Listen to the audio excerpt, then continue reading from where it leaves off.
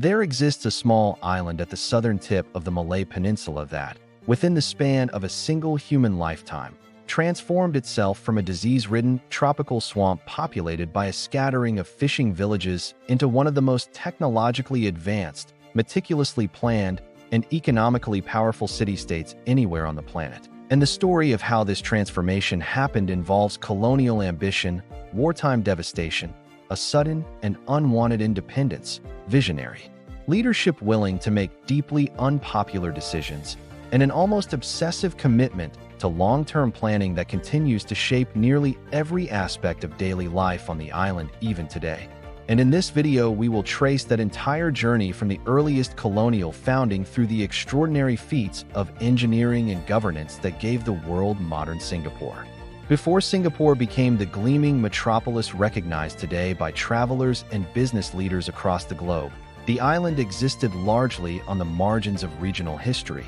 occupied by small fishing communities and covered in dense mangrove swamp and tropical rainforest that made permanent large-scale settlement extraordinarily difficult in the low-lying. Humid terrain surrounding the natural harbor created conditions that bred disease and discouraged the kind of sustained development that had already taken hold in other parts of Southeast Asia, meaning that for centuries the island remained a relatively minor outpost along regional trading routes rather than a center of power or commerce in its own right. Archaeological evidence suggests that some form of settlement had existed on the island for many centuries before European colonial powers ever arrived in the region, with historical records indicating that a trading port known as Temasek had occupied roughly the same location during earlier periods of regional history, functioning as a modest stopover point for vessels navigating between the Indian Ocean and the South China Sea, though this earlier settlement never developed into anything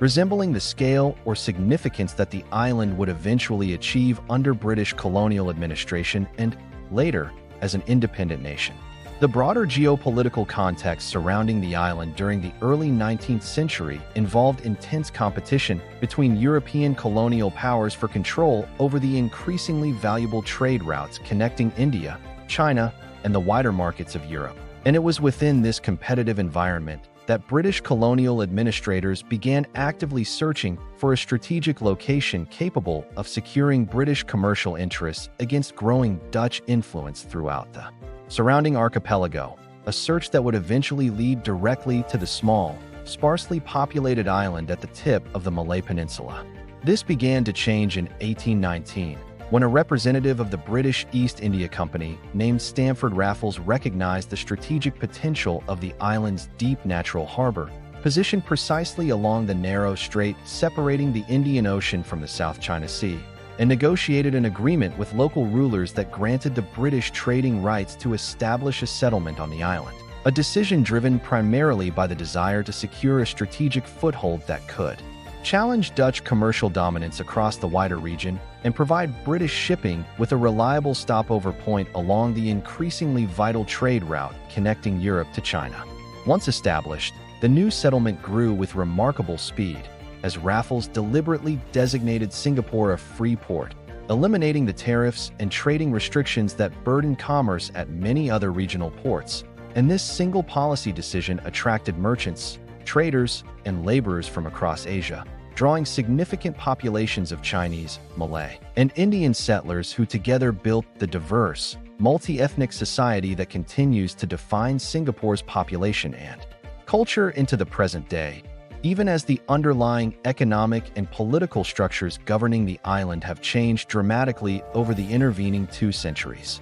Within the very first years following the settlement's establishment, Raffles himself worked to develop a formal town plan for the growing port, an early exercise in deliberate urban planning that organized the settlement into distinct districts according to ethnic and commercial function, an arrangement that, while reflecting the racial hierarchies characteristic of colonial administration during this period, nonetheless established a tradition of methodical, top-down urban planning that would echo through subsequent generations of Singaporean governance long after the colonial era itself had ended. The rapid influx of immigrant laborers during these early decades brought considerable hardship alongside the settlement's growing commercial prosperity, since housing and sanitation infrastructure consistently struggled to keep pace with population growth. leaving many newly arrived workers living in cramped, unsanitary conditions within increasingly crowded urban districts. Circumstances that would persist in various forms for well over a century, and that would eventually become one of the central challenges facing the island's government following independence. Throughout the remainder of the 19th century and into the early 20th, Singapore continued expanding as a critical node within the broader network of British colonial trade, its harbor filling with vessels carrying rubber, tin, spices, and countless other commodities extracted from across Southeast Asia and destined for markets throughout Europe and beyond. And this steady growth transformed what had originally been a modest trading post into one of the most important commercial centers anywhere within the British Empire, a status that brought considerable prosperity to certain segments of the population while leaving many others, particularly recent immigrant laborers, living in conditions of severe overcrowding and hardship within the rapidly expanding urban core. The relative stability of this colonial arrangement was shattered during the Second World War, when Japanese forces launched a surprise invasion down the Malay Peninsula and ultimately captured Singapore in early 1942, an event that shocked British military planners who had long considered the island's defenses, oriented primarily toward threats arriving by sea, essentially impregnable. And the subsequent Japanese occupation brought several years of severe hardship, food shortages, and considerable violence against the local population, an experience that left lasting scars on Singaporean society while also fundamentally undermining the perceived invincibility of British colonial power in the eyes of many residents. The speed and completeness of the British defeat proved particularly striking given the extensive fortifications that colonial planners had constructed around the island in the preceding decades, and the fact that Japanese forces ultimately approached from the supposedly less vulnerable landward side, advancing rapidly down the Malay Peninsula on bicycles and through terrain that British planners had considered largely impassable for a major military force, exposed fundamental miscalculations in colonial defensive strategy that would later be studied extensively by military historians seeking to understand how such a heavily fortified position could fall within a matter of days once the attack finally began. The years of Japanese occupation that followed left deep and lasting impressions on an entire generation of Singaporeans, many of whom would later assume prominent roles in the independence movement and subsequent national government, and the widespread hardship, food scarcity, and often brutal treatment experienced during this period helped galvanize a growing sense of national identity and a corresponding determination among many residents to eventually secure genuine self-governance rather than simply returning to the previous colonial arrangement once the war had ended. Following the end of the war and the restoration of British administration, growing nationalist sentiment across the region gradually pushed Singapore toward greater self-governance. And after a period of internal political maneuvering involving several competing factions, the island eventually joined the newly formed Federation of Malaysia in 1963, a merger intended to provide Singapore with access to a larger domestic market and greater security while offering Malaysia a more economically developed partner within the broader federation, though this arrangement would prove short-lived and considerably more fraught than either side had initially anticipated. Deep and largely irreconcilable political tensions between Singapore's predominantly Chinese population and the Malay-dominated federal government in Kuala Lumpur ultimately led to Singapore's expulsion from the Federation in 1965, an outcome that left the newly independent city-state facing an extraordinarily precarious set of circumstances. Possessing no significant natural resources, no meaningful agricultural land, an uncertain water supply dependent almost entirely on neighboring Malaysia, and a population confronting serious unemployment and housing shortages, conditions that led many contemporary observers, both within Singapore and internationally, to seriously doubt whether this tiny and resource-poor territory could survive as an independent nation at all. The announcement of Singapore's separation from Malaysia arrived as a considerable shock to much of the population, and contemporary accounts describe Lee Kuan Yew himself appearing visibly emotional during the televised press conference announcing the separation, a moment that has since become deeply embedded within Singapore's national historical memory as a symbol of the uncertain and often painful circumstances under which the nation's independence was ultimately achieved. quite unlike the more triumphant independence narratives associated with many other post-colonial nations that had actively fought for and celebrated their separation from colonial or federal authority. Managing the ethnic and religious diversity inherited from the colonial era presented an immediate and ongoing challenge for the newly independent government. Since the population included substantial Chinese, Malay, and Indian communities alongside smaller groups from other backgrounds, each maintaining distinct languages, religious practices, and cultural traditions. And the government's response involved promoting a deliberately multiracial national identity, establishing English as a common working language across government and education, while simultaneously supporting the preservation of each community's mother tongue and cultural heritage, an approach intended to build shared national loyalty without requiring any single community to abandon its distinct cultural identity. It was within this atmosphere of profound uncertainty that Singapore's founding Prime Minister, Lee Kuan Yew, began implementing the set of policies that would eventually transform the island into one of the most successful economies anywhere in the world, and his approach combined pragmatic economic policy, an unusually long-term planning horizon extending decades into the future rather than focusing merely on immediate political cycles, and a governing philosophy that prioritized measurable results and social stability over many of the more conventional political freedoms typically associated with Western liberal democracies, an approach that remains a subject of considerable debate among historians and political scientists, even as its economic outcomes are broadly acknowledged as remarkable. Lee Kuan Yew himself had emerged from the broader independence movement as a Cambridge-educated lawyer who had returned to Singapore determined to secure genuine self-governance for the territory. And his political career prior to full independence had already involved navigating extraordinarily complex negotiations, first working to secure increasing autonomy from British colonial administrators and later managing the fraught and ultimately unsuccessful merger with Malaysia, experiences that shaped his subsequent conviction that Singapore's survival as an independent nation would require unusually disciplined and centralized governance capable of making difficult decisions without being paralyzed by the kind of political fragmentation he had witnessed during the merger negotiations. The broader governing philosophy that emerged from these formative experiences came to be characterized by a strong emphasis on meritocratic administration, substantial investment in education and public health, and an unusual willingness among senior officials to study successful policies from other nations and adapt them for local implementation. An approach that combined pragmatic borrowing of ideas from elsewhere with a genuinely distinctive determination to plan systematically for challenges that might not materialize for decades, a combination that would prove essential across nearly every major initiative undertaken during Singapore's subsequent development. One of the earliest and most pressing challenges facing the new government involved addressing the acute housing shortage that had left large portions of the population living in overcrowded slums and informal settlements lacking basic sanitation. And the response to this crisis came in the form of the Housing and Development Board, a government agency established shortly before independence and tasked with constructing large quantities of affordable public housing at a pace and scale that few other governments anywhere in the world had previously attempted,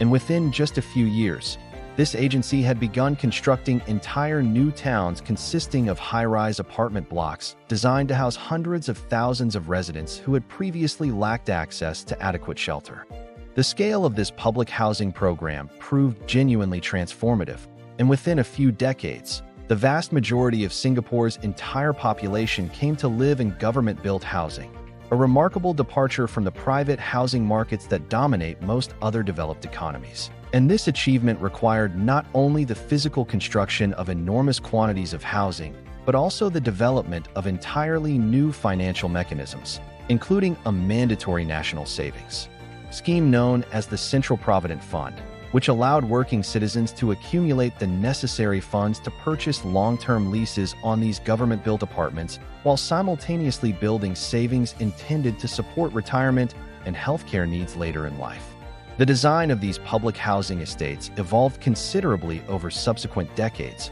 moving beyond the relatively utilitarian early developments toward increasingly sophisticated new towns incorporating integrated commercial centers, schools, healthcare facilities, and recreational spaces, all planned according to a consistent methodology intended to ensure that residents across different income levels and ethnic backgrounds would have convenient access to essential services within walking distance of their homes, an approach to neighborhood planning that also served the broader social goal of encouraging interaction among Singapore's various ethnic communities rather than allowing residential patterns to reinforce the kind of ethnic segregation that had characterized earlier periods of the island's history. This deliberate mixing of ethnic communities within public housing developments reflected a broader government policy intended to prevent the kind of communal tensions that had contributed to Singapore's earlier expulsion from Malaysia. And specific quotas governing the ethnic composition of individual housing blocks were eventually formalized to ensure that no single neighborhood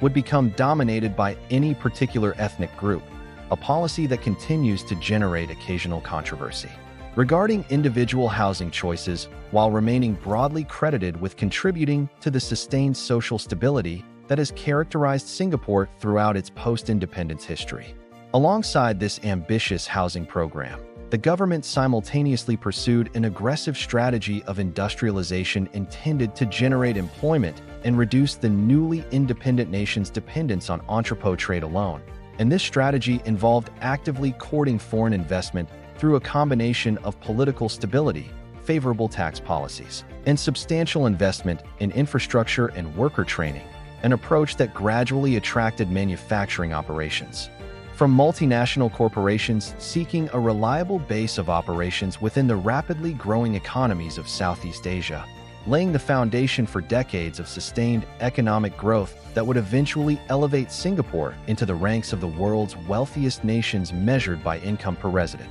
Central to this industrialization strategy was the establishment of the Economic Development Board, a government agency tasked with actively identifying and recruiting foreign manufacturers willing to establish operations on the island. And this agency pursued an unusually proactive approach to economic development, sending representatives abroad to directly court potential investors and offering streamlined regulatory approval processes designed to minimize the bureaucratic obstacles that might otherwise discourage foreign companies from establishing new facilities within Singapore's borders. The early phases of this industrialization drive focused heavily on relatively labor-intensive manufacturing sectors capable of absorbing the large pool of available workers, including textile production, basic electronics assembly, and shipbuilding. Industries that provided crucial employment during the uncertain early years of independence, while simultaneously building the industrial base and workforce experience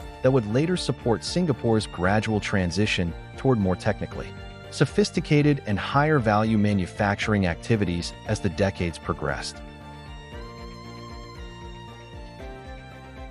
Land itself represented perhaps the single most fundamental constraint facing Singapore's development, since the entire territory of the city-state occupied an area smaller than many individual cities elsewhere in the world, and addressing this scarcity required government planners to pursue land reclamation on an extraordinary scale, gradually extending the island's coastline outward into the surrounding sea through the deposit of enormous quantities of sand and other fill material, a process that has continued steadily for decades and that has ultimately expanded Singapore's total land area by a substantial percentage compared to its original colonial-era boundaries, creating entirely new districts, including significant portions of the financial district and much of the land now occupied by Changi Airport, on ground that simply did not exist a century earlier. The engineering and logistical demands of this sustained reclamation effort proved considerable, requiring the import of vast quantities of sand from neighboring countries over many decades, a practice that has itself become a subject of ongoing environmental and diplomatic sensitivity given the ecological impact of large-scale sand extraction on the coastal environments of exporting nations, prompting Singaporean engineers in more recent years to explore alternative approaches, including polder-style land reclamation techniques adapted from Dutch engineering traditions, methods that require considerably less imported fill material while still allowing for the creation of usable new land area. beyond simply expanding the total available land area. This reclamation program also allowed planners to reshape the island's coastline according to specific strategic priorities, deliberately positioning new port facilities, industrial zones, and eventually recreational and residential districts in locations optimized for their intended function rather than being constrained entirely by the island's original, naturally occurring geography, an approach that effectively allowed Singapore's planners to design portions of their own physical territory from scratch in service of the nation's evolving economic and social priorities. This relentless pursuit of additional land was matched by an equally determined effort to secure a reliable water supply. Since the original agreement governing water imports from Malaysia left Singapore in a position of considerable vulnerability, dependent on a neighboring country with which political relations had not always remained entirely smooth. And in response, Singaporean engineers developed an increasingly sophisticated set of domestic water solutions over subsequent decades, including extensive systems for capturing and storing rainwater across nearly the entire urban landscape, advanced water reclamation technology capable of purifying wastewater to drinking standards through a program branded as Any Water, and large-scale desalination facilities capable of converting seawater into fresh water. A combination of approaches that has gradually reduced Singapore's dependence on external water sources while showcasing the kind of determined technological problem-solving that has come to characterize the nation's broader approach to overcoming its inherent physical limitations. The rainwater collection system in particular reflects the comprehensive nature of Singapore's approach to water management. Since roughly the entire land area of the island now functions as a catchment area, feeding into an extensive network of reservoirs, drains, and canals engineered to capture and channel rainfall towards storage facilities rather than allowing it to simply flow and used into the surrounding sea. And this system required careful integration with the island's broader urban planning, ensuring that new development projects consistently incorporated appropriate drainage infrastructure connecting back into the wider catchment network. The technological development of the Any Water program deserves particular attention, since the underlying purification process relies on advanced membrane filtration and ultraviolet disinfection technology capable of producing water that meets or exceeds international drinking water standards. And while a portion of this reclaimed water is directed toward industrial applications less sensitive to public perception concerns, the government has also worked deliberately to build public confidence in the safety of Any Water for direct human consumption, an effort that has included prominent public education campaigns and highly visible demonstrations intended to overcome the understandable psychological resistance many residents initially felt toward consuming water derived from treated wastewater. Recognizing that the tropical climate and limited natural landscape presented both a challenge and an opportunity, Singapore's leadership made the deliberate decision to pursue what came to be known as the Garden City Vision, an initiative launched in the early years of independence that involved systematically planting trees and vegetation along roadways, around public housing developments, and throughout commercial districts, transforming what had once been a relatively barren and heavily developed urban environment into one of the greenest cities anywhere in the world. And this commitment to urban greenery has continued to evolve over subsequent decades, eventually expanding beyond simple tree planting into increasingly sophisticated vertical gardens, rooftop parks, and elaborate botanical showcases integrated directly into the architecture of major buildings across the city. Lee Kuan Yew himself reportedly considered this greening effort a matter of considerable personal importance, viewing an attractively landscaped urban environment as essential not only for the well-being of residents, but also for projecting an image of order and prosperity capable of attracting the foreign investment and skilled international talent that the young nation urgently needed. And this conviction translated into sustained institutional commitment, with dedicated government agencies tasked specifically with urban greening continuing to operate and expand their mandate across the decades that followed the initiative's original launch. Over time, this greening philosophy evolved into what planners eventually began describing as a transition from garden city towards city in a garden. A subtle but meaningful shift in emphasis that moved beyond simply adding decorative greenery within an otherwise conventional urban environment toward a more ambitious vision in which extensive natural ecosystems would be woven directly into the fundamental structure of the city itself, connecting parks, nature reserves, and green corridors into an integrated network intended to support genuine biodiversity alongside the practical benefits of shade, cooling, and improved air quality for the island's human residents. This evolving approach to urban greenery reached one of its most spectacular expressions in the development of Gardens by the Bay,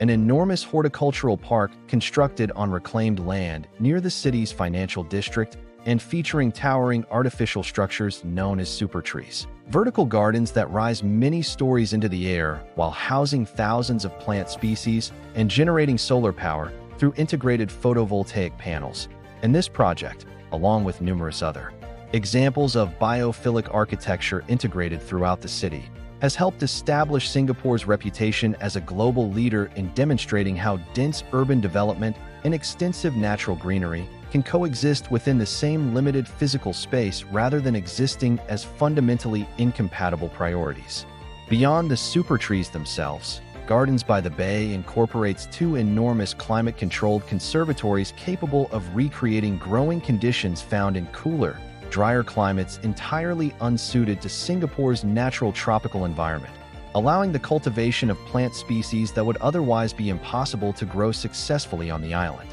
And maintaining these controlled environments requires considerable ongoing energy investment, a cost that project planners have worked to offset through waste-to-energy systems that convert horticultural waste generated across the gardens into power used to help cool and operate the conservatories themselves. This same biophilic design philosophy has gradually extended well beyond dedicated park spaces into the design requirements governing ordinary commercial and residential construction throughout the city, with government regulations increasingly mandating that new developments incorporate substantial greenery, whether through rooftop gardens, vertical planting along building facades, or publicly accessible sky gardens positioned at various levels within tall buildings, an approach formalized through policies requiring developers to replace, at minimum, the equivalent area of greenery displaced by a new building's footprint, ensuring that continued urban development does not come at the direct expense of the island's overall green coverage.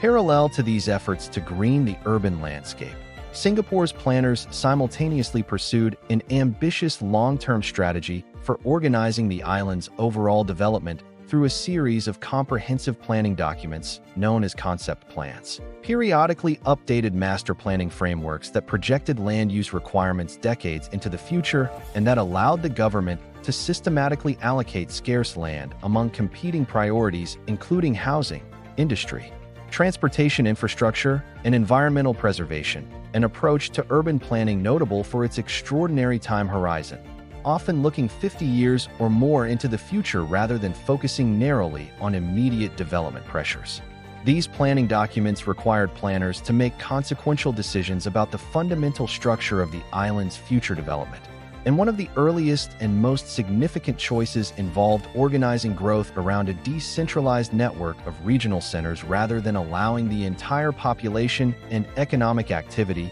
to concentrate solely within the original downtown core. A decision that gradually distributed housing, employment, and commercial activity across multiple hubs throughout the island, reducing pressure on central infrastructure while ensuring that residents across different parts of Singapore could access jobs and services without necessarily needing to commute into the historic city center every single day. The implementation of these long-range plans required an unusual degree of coordination among numerous government agencies responsible for different aspects of urban development, and Singapore's planners developed correspondingly sophisticated institutional mechanisms to ensure this coordination, including a powerful central planning authority capable of overriding narrower agency interests when necessary to preserve the coherence of the overall long-term vision and institutional arrangement that many urban planners studying Singapore from abroad have identified as a critical factor enabling the consistent execution of plans across the many decades required for their full realization.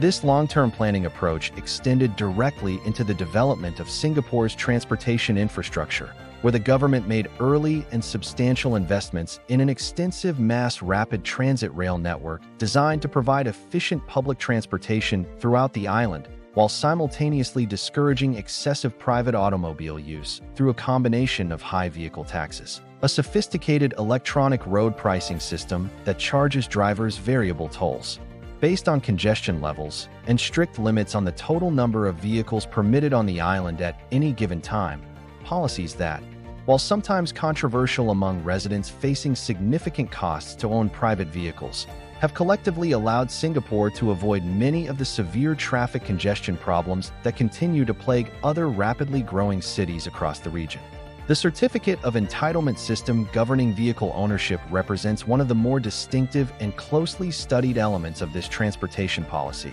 requiring prospective car owners to bid for a limited number of ownership permits issued periodically by the government, with permit prices fluctuating according to demand and often reaching sums comparable to the cost of the vehicle itself. A policy that has proven remarkably effective at controlling the total vehicle population on the island, even as it has generated persistent criticism regarding the financial burden placed on middle-income residents who might otherwise wish to own a private car. The mass rapid transit network itself has expanded considerably since its original opening in the late 1980s, growing from a single initial line into an extensive system connecting nearly every major district across the island. And continued investment in expanding and upgrading this network remains a consistent government priority, reflecting the recognition that a reliable, efficient public transportation system represents an essential precondition for maintaining quality of life within such a densely populated urban environment,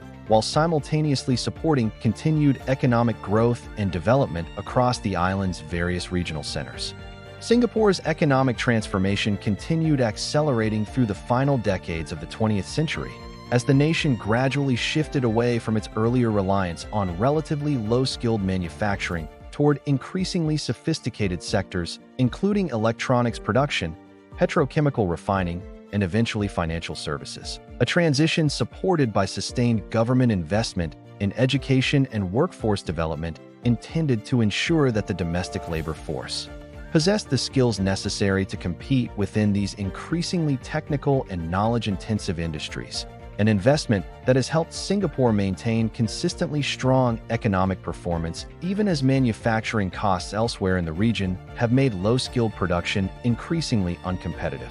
The development of Singapore's port facilities proceeded alongside this broader economic transformation, and through sustained investment in increasingly automated and efficient container handling infrastructure, the Port of Singapore gradually grew into one of the busiest and most technologically sophisticated shipping hubs anywhere in the world, processing an enormous volume of container traffic every single year and serving as a critical link within global supply chains connecting manufacturers across Asia with markets throughout the rest of the world, a position that continues to generate substantial economic activity while reinforcing Singapore's original strategic advantage as a natural crossroads for maritime trade passing through the surrounding straits. The ongoing development of Tuas Port represents the latest chapter in this sustained investment in maritime infrastructure, an enormous new facility currently under construction on reclaimed land along the western coast of the island, designed eventually to consolidate nearly all of Singapore's container handling operations into a single,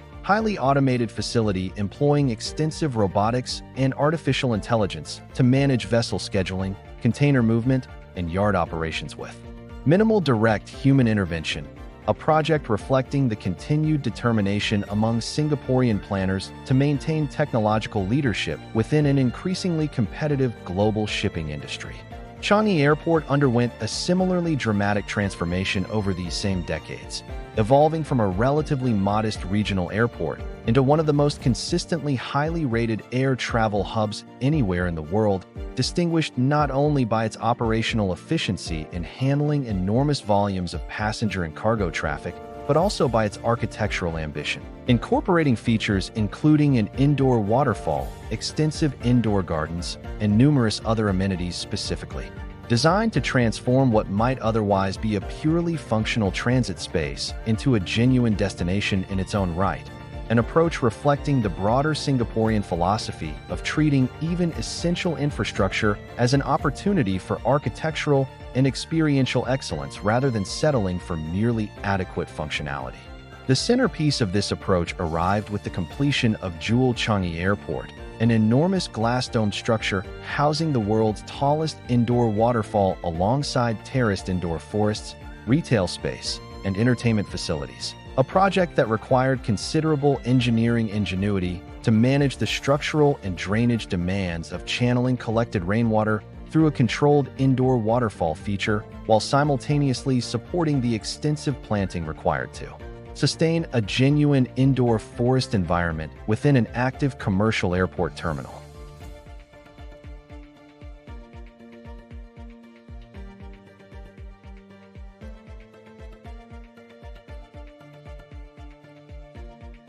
Entering the 21st century, Singapore's government began pursuing an ambitious set of initiatives collectively branded under the concept of a smart nation, an effort intended to integrate digital technology and data-driven governance across nearly every aspect of public administration and urban infrastructure, ranging from sophisticated traffic management systems capable of dynamically adjusting to real-time congestion patterns to digital government services allowing citizens to conduct nearly all interactions with public agencies through online platforms. And this sustained investment in digital infrastructure has positioned Singapore among the global leaders in applying emerging technology toward improving the efficiency and responsiveness of urban governance. This Smart Nation initiative has extended into numerous specific domains of daily life, including healthcare systems that increasingly rely on centralized digital records to coordinate care across different providers,